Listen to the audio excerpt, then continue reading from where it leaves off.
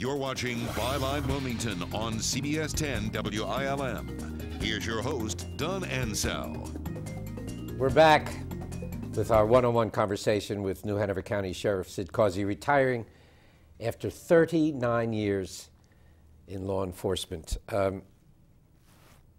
Sheriff, during your time in office, relations with the WPD have been rocky at times. What's the story there? Well, I think it's egos, and certainly everyone has an ego. That includes me. But it's just difficult. It's two separate departments. I fought hard to keep our drug unit together. That was a very successful unit. Chief Cease at that time decided to split us up. That was his decision? That was his decision. You opposed that? I opposed it. I went to the city manager. I talked to several of the city councilmen, and my board was against that, my county board of commissioners, and it just creates just such a terrible situation. Now that Chief Evangelist is in that position, the Vice and Narcotics is now reunited? We're not. It's not. We're still not. And the chief and I discussed that several times. I made offers to house his people, to provide support personnel. Would you like to see that happen?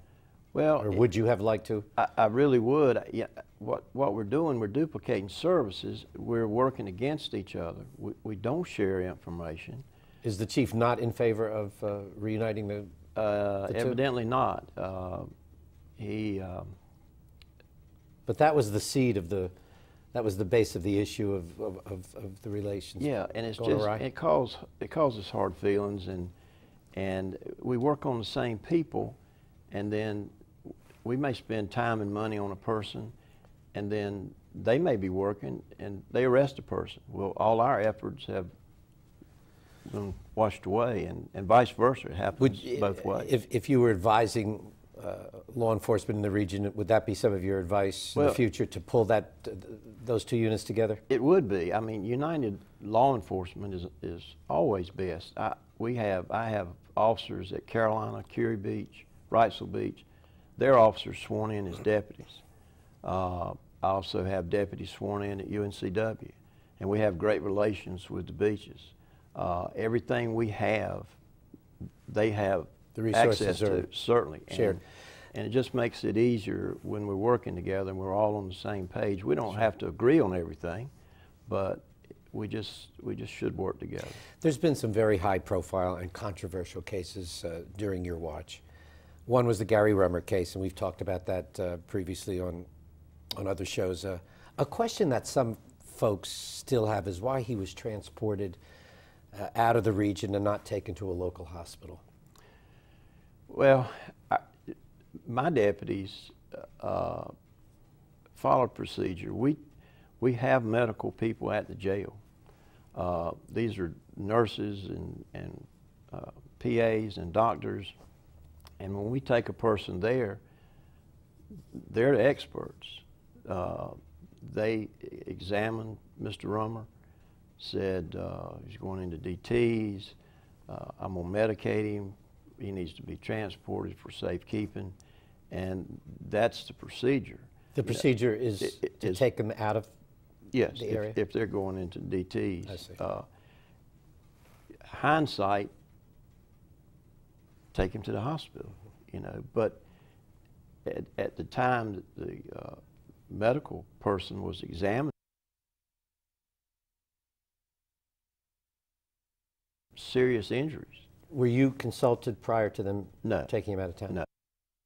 Just taken office, and that situation, those situations go on. Since that time, I have given every personnel in my office, from the lowest rank to the highest, anytime they think a person hospital, they have full say-so, and they go. But that's hindsight, you know. Had we known Mr. Rummer's condition was bad, certainly we'd have taken him to the hospital. Another more recent case was the one involving a student, Peyton Strickland. The county settled with the family for close to $2.5 million, and the deputy in that case, Chris Long, was fired. Yes. How tough was all of that? Well, it was very tough. I'm a father. I have a son. I can't imagine the hurt that the Stricklands feel. And it was a tragic situation. And any regrets on how all of it was handled? Well, no, the basis and what happened, and until you go to a door where you think people are inside that are armed and have committed violent crimes, now people say, well, he just stole a PlayStation. Well, okay, but he beat a guy in the head with something hard. He was the reason we were there, but you know, we had no right to shoot him. But Deputy Long's assignment was to protect the other men, and he made a terrible, terrible misjudgment. And that's what that was. It's not training. It wasn't that he was a bad guy. It was just a tragic mistake. And he paid for it, and we all have paid for it. And certainly Peyton Strickland paid the ultimate price for that mistake. We were talking about the stress that some of these deputies are under, well, all deputies, yes, and law enforcement under every day of their lives. Absolutely. When you made the retirement announcement, the Star News wrote an editorial about you. On one side, it said you're a decent man who ran an efficient drug and narcotics squad that took millions of dollars of drugs off our streets. On the other hand, it said you were unable or unwilling to see that there were things in the department that need to change, and used the word arrogant in that piece. What was your reaction to all of that? Well, I think they're trying to sell newspapers myself. There's a lot of things I may be, but arrogant is not one of them. I'm a humble person. I stand my ground on things that I think that are right.